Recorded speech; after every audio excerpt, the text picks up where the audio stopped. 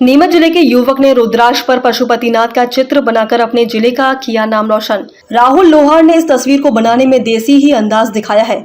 मसलन गेरू के रंग, सफेदा, गोंद आदि का इस्तेमाल रंगों के रूप में किया है।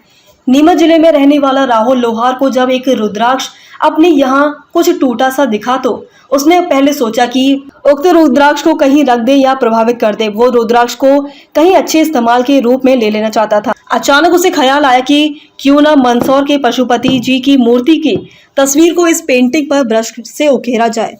बस इतना ही ख्याल आया और राहुल ने लगातार करीब 3 घंटे बैठकर अंततः काटे हुए आधे रुद्राक्ष पर आखिरकार भगवान पशुपतिनाथ जी की आकृति को बेहतरीन स्वरूप दे दिया।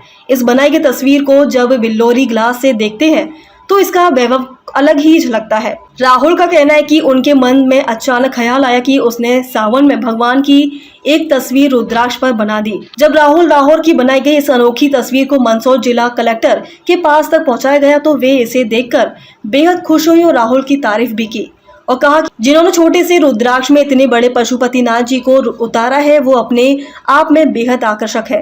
मुझे बेहद पसंद आई है। मैं आशा करती हूँ कि अपनी कला से ये और भी चीजों को और वास्तविकता दे। हम लोगों के दिलों में भगवान पशुपतिनाथ जी के लिए जो भावना है उसे इतनी सुंदरता के साथ इन्होंने उतारा है, उसके लिए मैं इन्हें शुभकामनाएं तथा धन्यवाद देती हूँ। मैं जो आर्टिस्ट हैं उनको अपनी तरफ से बधाई देती हूँ कि उन्होंने एक छोटे से रुद्राक्ष पे इतने विशालकाय पशुपतिनाथ को उतारा।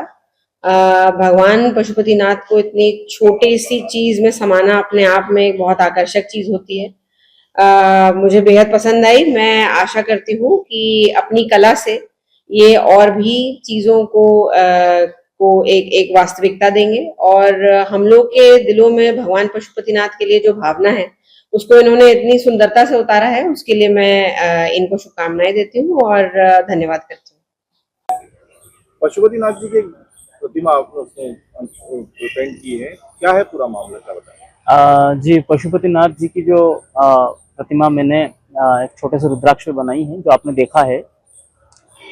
मेरे घर में 2 रुद्राक्ष पड़े थे, तो मैंने थोड़ा सा देखा उसको ध्यान से, तो थोड़ा एक रुद्राक्ष थोड़ा सा खंडित था कंडीशन में, तो मैंने उसकी सतह थोड़ी साफ की और एक पेंटिंग बनाने का बेस तैयार किया उस रुद्राक्ष के ऊपर। फिर फटाक से मैंने एक आइडिया लगाया कि क्यों ना इस पे भगवान पशुपतिनाथ जी का चित्र बनाया जाए, क्योंकि तो भगवान पशुपतिनाथ महाराज विश्व स्तर पे बहुत प्रसिद्ध प्रतिमा हमारे मंदसौर की कहलाती है, अष्टमुखी भगवान पशुपतिनाथ।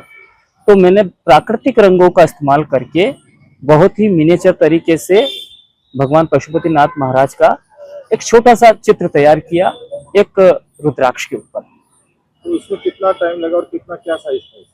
जी, इसमें समय की बात की जाए तो मैंने जब काम शुरू किया तो एक ही बैठक में लगभग 2 या 3 घंटे के समय में मैंने इसको कंप्लीट कर लिया।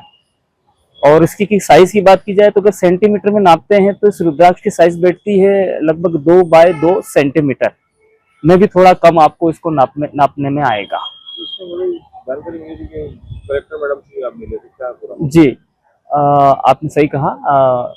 कलेक्टर महोदया जी से मेरी मुलाकात हुई थी इस संबंध में, मंदसौर कलेक्टर महोदया से। तो उन्होंने मेरे इस रुद्राक्ष को देखा, ध्यान से परखा और काफी बारीकी से उसको लेंस से देखने के बाद ये कहा कि आपने एक अद्भुत कार्य किया है, कलात्मक कार्य है आपका। और भगवान पशुपतिनाथ महाराज का जो आपने चित्र बनाया है बहुत ही सुंदर लगा मुझे, और आप मेरे लिए और भी चित्र बनाइए। जी।